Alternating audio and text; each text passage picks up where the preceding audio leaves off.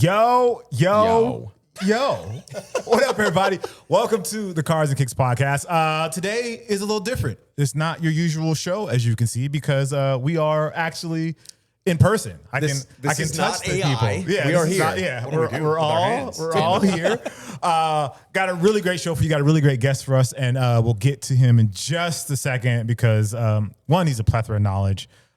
He's just a cool guy and just a really good person, which is really why we brought him here. Yeah. But he also happens to be into cars and sneakers and golf, although we probably won't get to the golf part today. As you guys know, I am Jacques Slade. Welcome to Cars and Kicks. I am only 1/3 of the trifecta here. I'm the bottom. I shouldn't say the bottom, the top part. They are the base. They are the foundation. I'm just the pudding and the extra icing on top.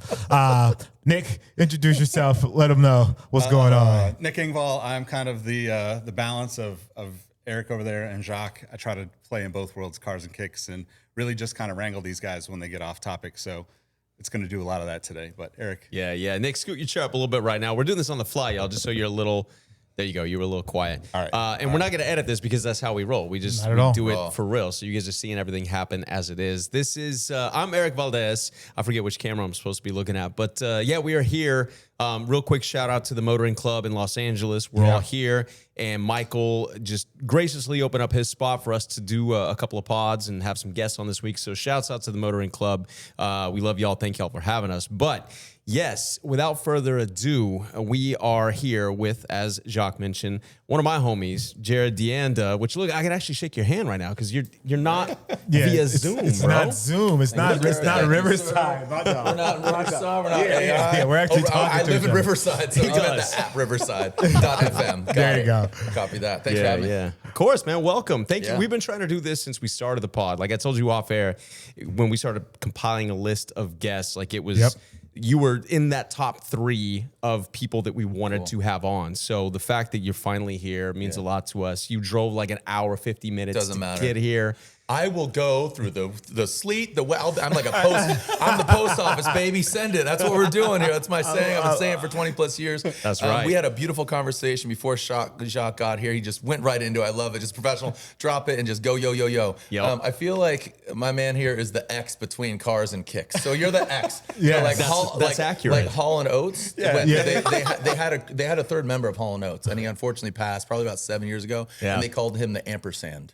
And he was a critical part of Daryl Hall and John Oates. If you call them Hall and Oates to their face, one, they're in a tight judicial battle right now. Yes, they are. are. But you are the X in Cars. I appreciate that. Kicks. I appreciate Yeah, he keeps it all together. He is definitely the glue because you let Erik and I talk for a little too long, and there's no telling what we'll be talking about. And coincidentally, the first time we met was at a hype golf tournament. Yes. And I said, "Hey, dude, love the unions. You turn those into golf. That's sick. Blah blah blah." And then you started talking about a project, including another guy by the name of Erik Valdez. I was like, "Wait, I know Erik. Okay, boop boop boop boop boop boop." Right. And Kevin Bacon was in A Few Good Men. So there we go. And that's how it all comes together. And that's how it all comes together. And what a great serendipitous concept podcast.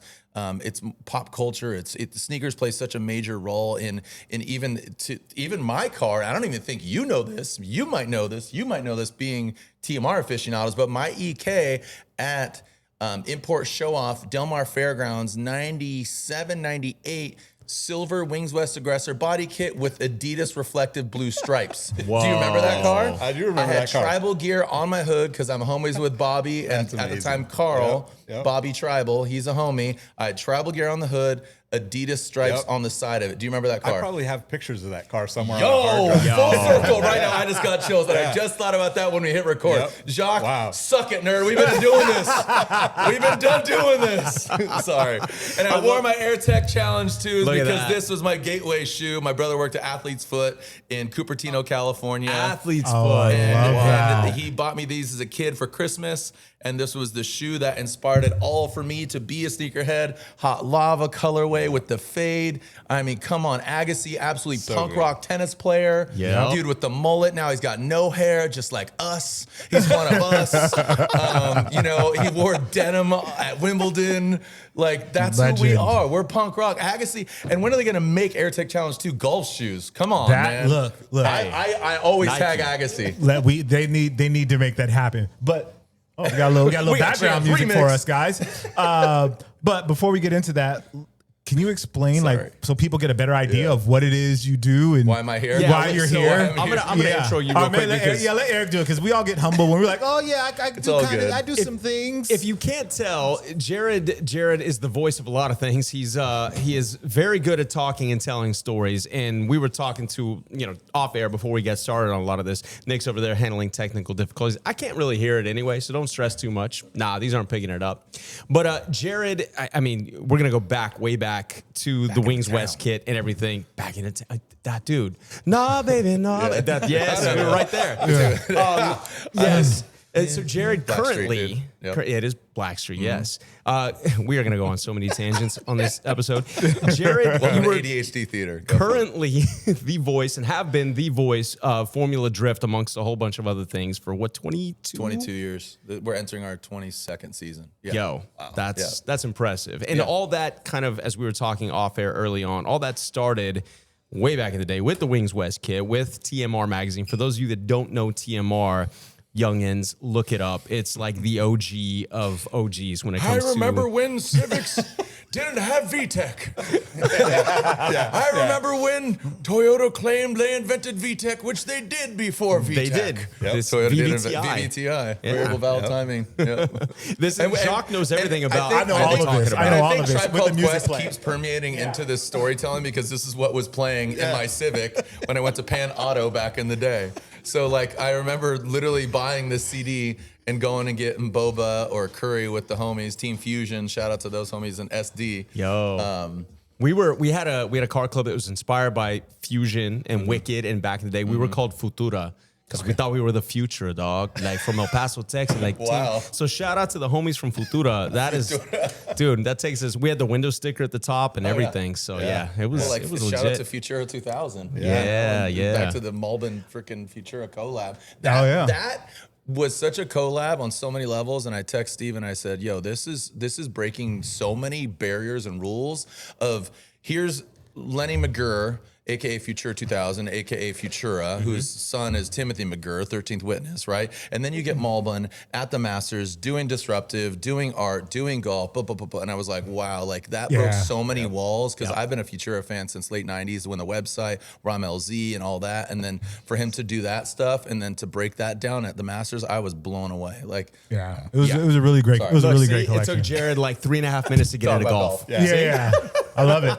It's why we're here. Yeah, but look, I'm gonna let y'all ask some of the questions because I've known Jarod a lot longer than the two of y'all. And Jarod, I'm gonna let you talk a bit about what you were talking about off air before we got started and everything. But yeah, tell everybody, give yourself a little bit of props here. Like, how did you become who you are today? Working with Formula Drift. October 19, 1978 was a cold night.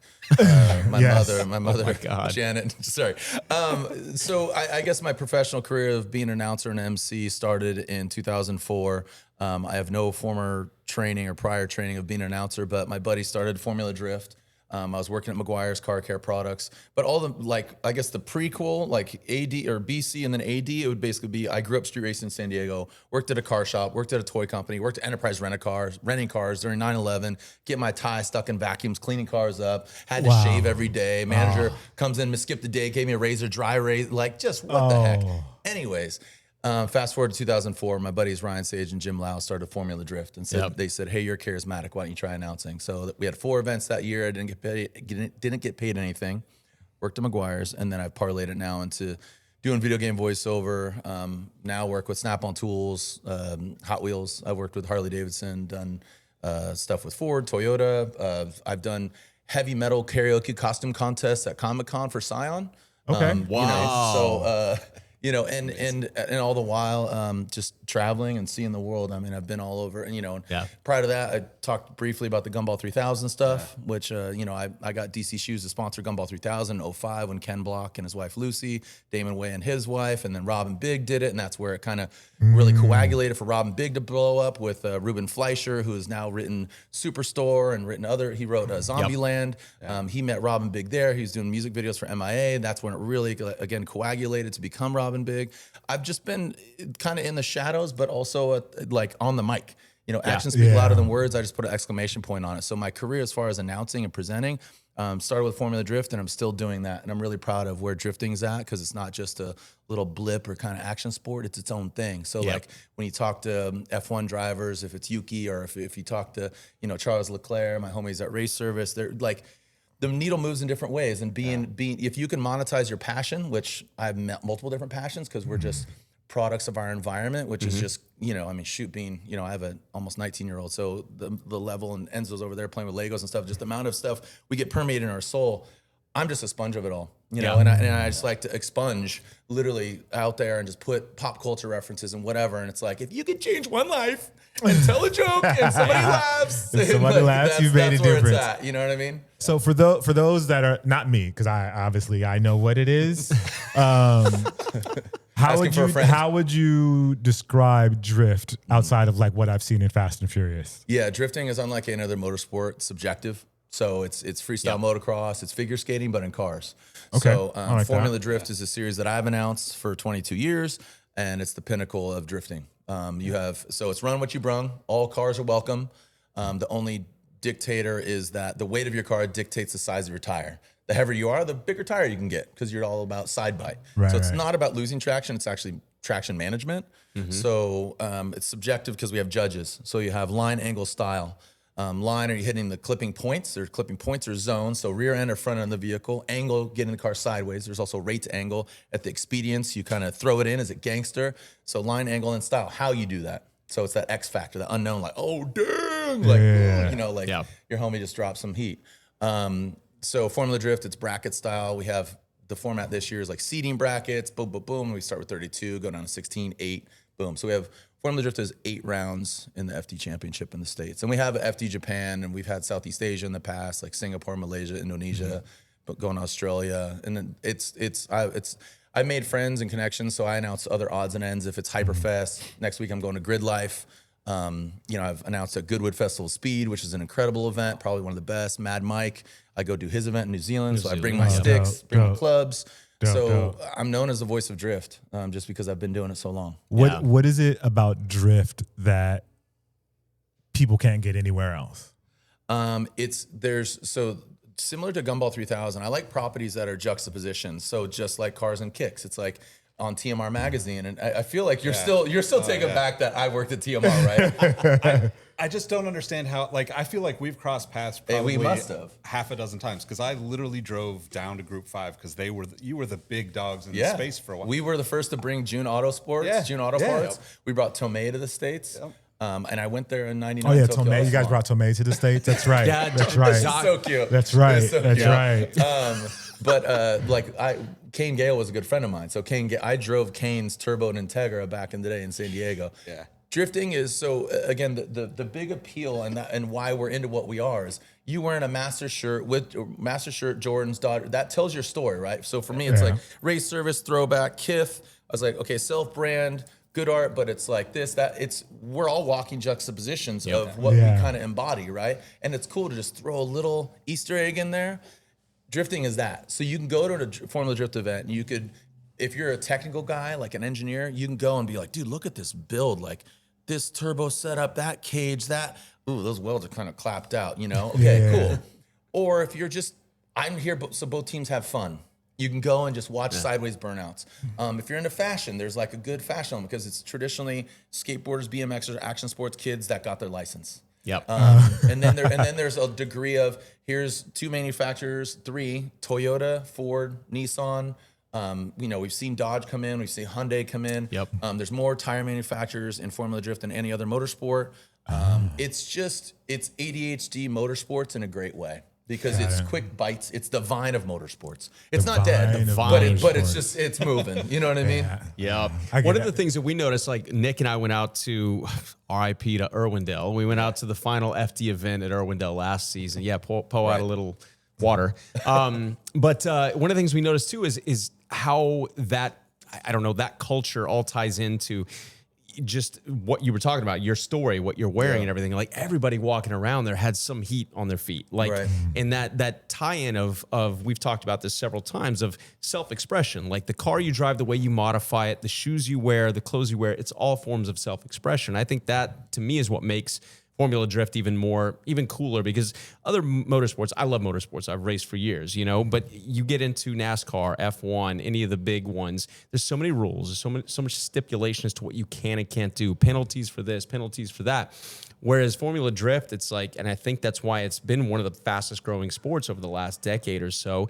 It's just a free for all. It's fun. And you're not racing the clock. You're not even racing the dude next to you. It's not even a race. It's style points. It's all that other stuff. So I love that aspect of it. And Enzo has been to a handful of, my son is off camera over there building Lego, like Jarod said, but he's been in a handful of events, WEC, IndyCar, all sorts of stuff. And his favorite so far has been Formula Drift. And a lot of car guys find it that way. If it's Zwart or what I see Enzo's, what was that, Enzo? buddy?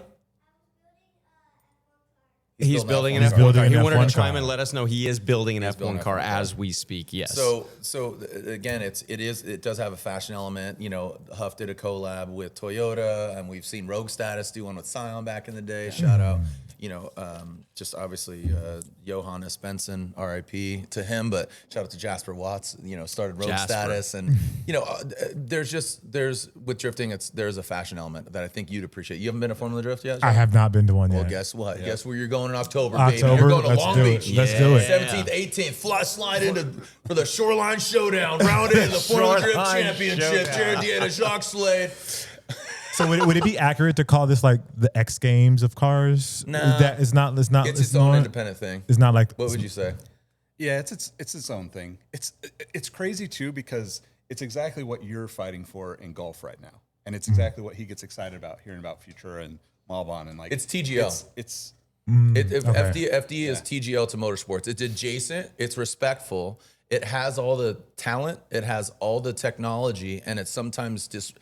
There's a couple terms that I've been applying to my ethos and trying to, no pun intended, perpetuate the Stoke and be respectfully disruptive. That's kind of, those are my mottos this year, is be respectfully disruptive. Know the elements in the sandbox. There's that wood barrier that sometimes when you're a kid, you get splinters on, it's all clapped out. You know the sand, you know the buckets, you have the molds, the models, but stay within that. It's like, inviting you to golf. Your shirt needs to be tucked in, play by the rules, but do it your own way. Do your own way. And that's Formula Drift. And like, again, analogously, here we are talking about golf again, but TGL, if you put that really cool camera that they had on the flag at the Masters right out of the gate and just did, I do declare, how could you disrupt the Augusta club, but if you put it at TGL, which is a petri dish and a good hurt locker of like offending people, it doesn't matter. But if you see it being utilized, it's a good test market and test bed. Then when it shows up, it's not completely disruptive. It's respectfully disruptive. Do you see, do a lot of other motorsports pull things from Formula Drift? Ford has introduced an all-electric handbrake in their new Ford Mustang. Developed by a two-time champion, Vaughn Gittin Jr., which now Vaughn Gittin Jr. is a great friend of mine for 20 plus years. Officiated his wedding. That's how close. I'm not bragging, but that's how close I am to him. He's the new Carroll Shelby of our generation. So he has a brand called RTR, ready to rock, and he works concurrently and actively with Ford as their main guy. Ken Block, he left Ford before he passed.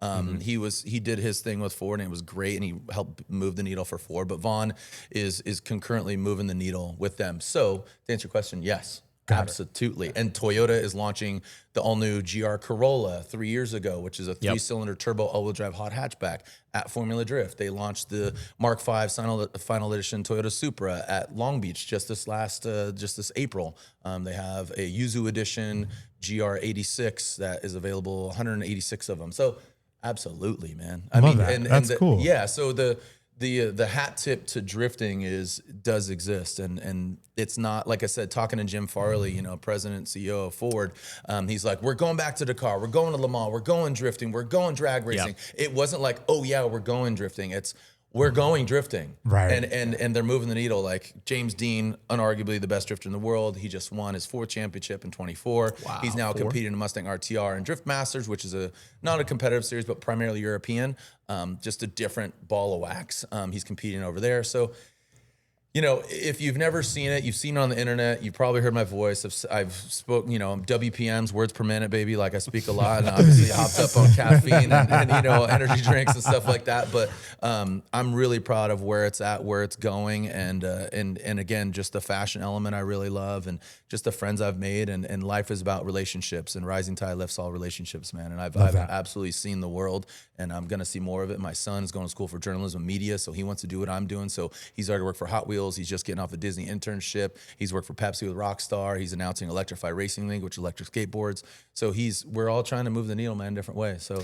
And I like what you said about Sorry, I'm talking really fast. No, really it's good. That's, well, you know, while we're waiting to get this started, that's your like second or third like almond milk latte. So that might be part of it. But no, I love what you're saying about the relationship element of it and stuff. And you know, yes, people know you for the voice of ... and all these other things that you've done.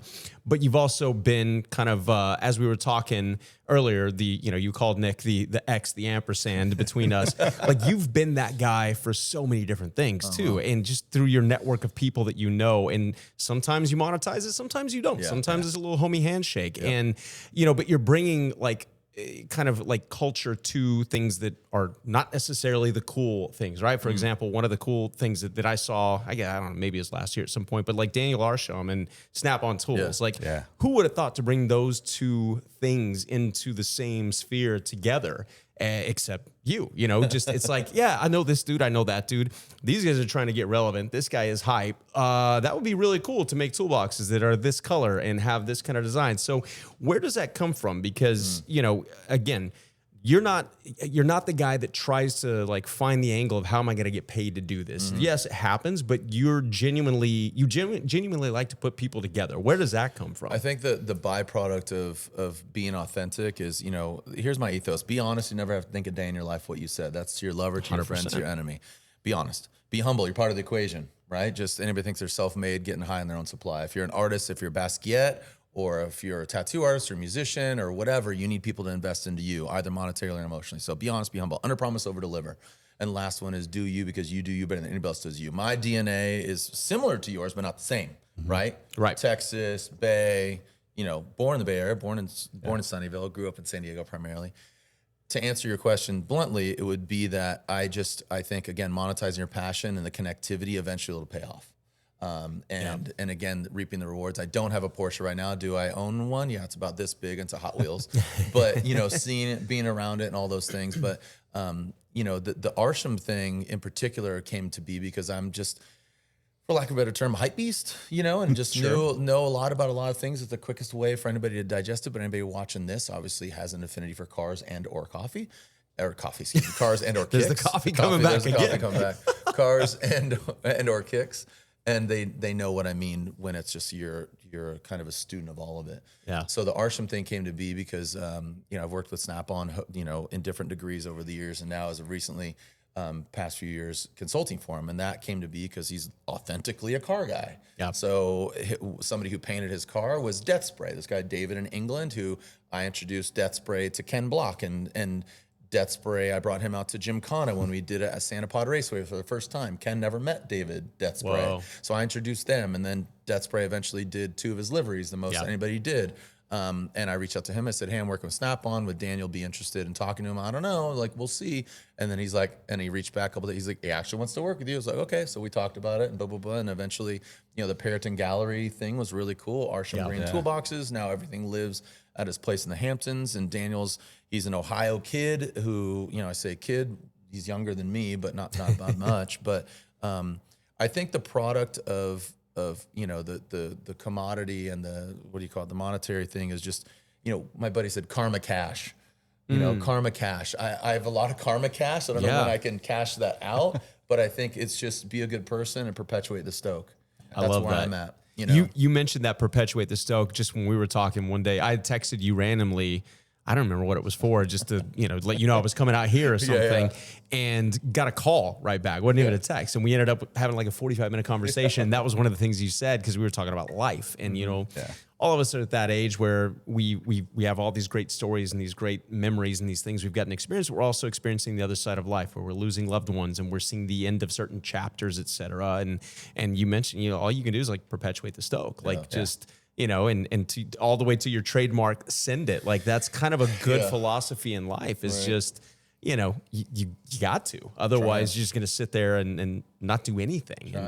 And, I've always said personally, I'd rather be like 85 years old on a porch with, nothing to my name and a whole bunch of stories than a whole bunch of like what ifs, And so I think we're aligned in that. And I think that's why we're all here today, even, doing this. Yeah. And just wrapping out what you said, we've met again in passing at Irwindale. It's like jumping around. For sure. But Air Max 95s. I mean, I referenced that grayscale so many times because that grayscale to me is like perfection. Yeah. The Air Max 95 Classic with the Volt. Oh gosh, that's one of the best. That's one of the best shoes too out there. Yeah. But sorry, did you just say yeah? Are you in agreement? I feel bad. Like no, I 100% agree. I mean, I think like it's one of those shoes that like you don't have to be hardcore into sneakers to know exactly what we're talking about, right? Yeah. Like because that's the interesting thing about this show, right? We're bouncing back and forth between like worlds that people are diehard into, right? Like there's a very small number of people that can sit down and TMR and nerd out about that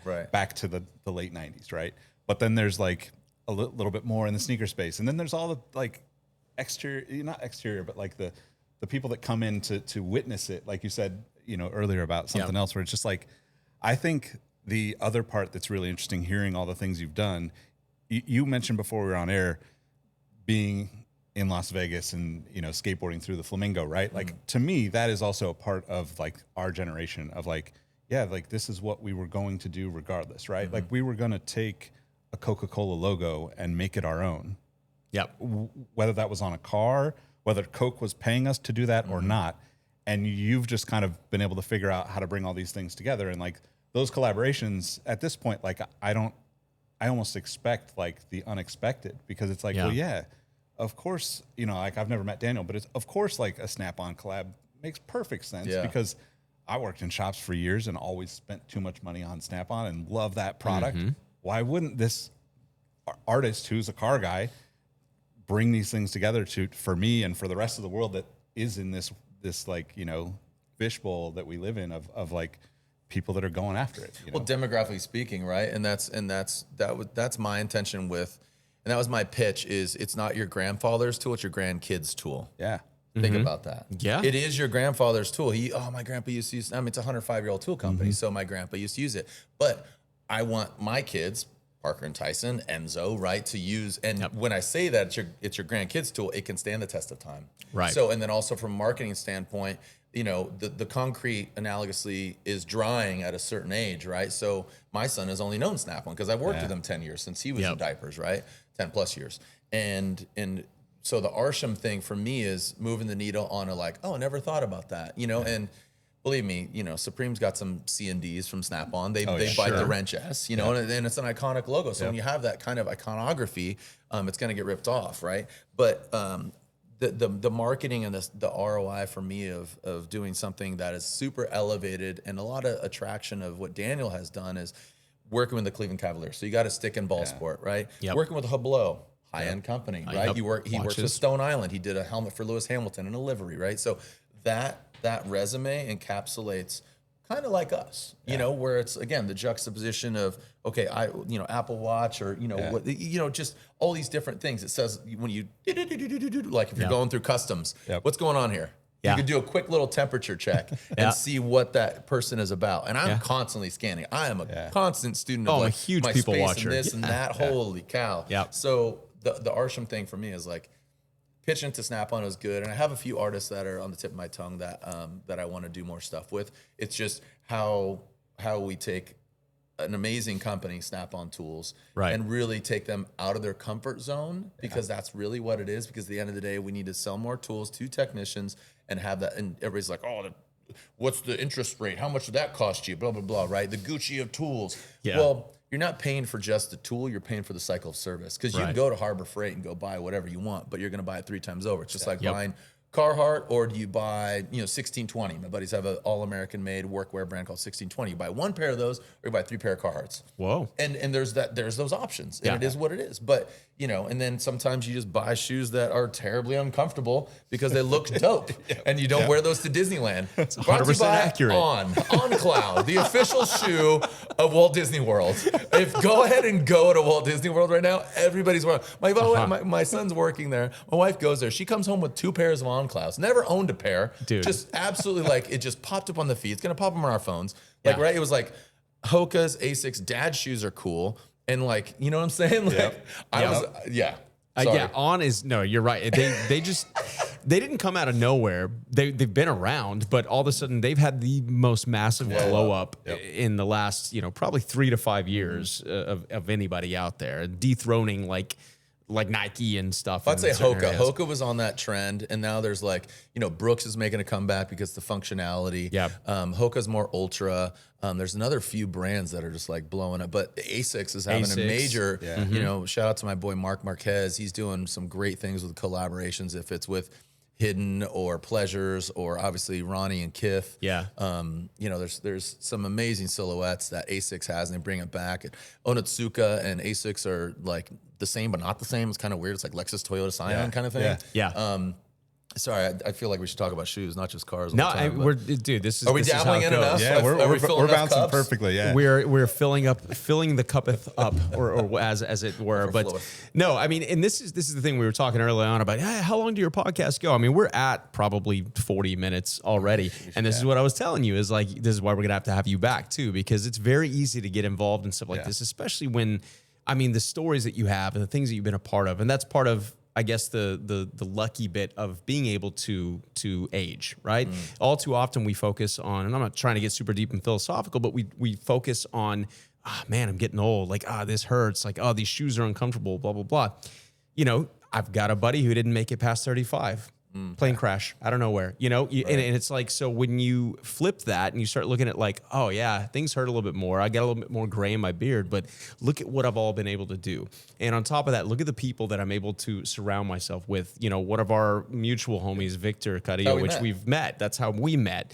Victor is another person that is the X in between everything. He connects everybody. And it's just the more years you have on this earth, the more time you get to spend with these people, it's inevitable that you get to cash in the karma cash here and there if you've been a good person and you've plugged something or put somebody on with somebody else or whatever. And so it's from afar, it's nice to, even though we've only become closer over the past few years. I've known of Jarod. I think we probably met almost a decade ago, at least. And so just kind of watching what you've done, not only the staying power of being, with Formula Drift, and you'd already been there, for a decade plus at that point, but the other collaborations, the other things you've done. And then on top of that, just from a dad standpoint, I've gotten to kind of see your boys grow up over time, and I've got my own kid now, and our boys got together for the first time this past weekend because of Victor again, and just seeing that kind of next generation, the passing of the torch as dads, what we've given them and how they interact with each other. And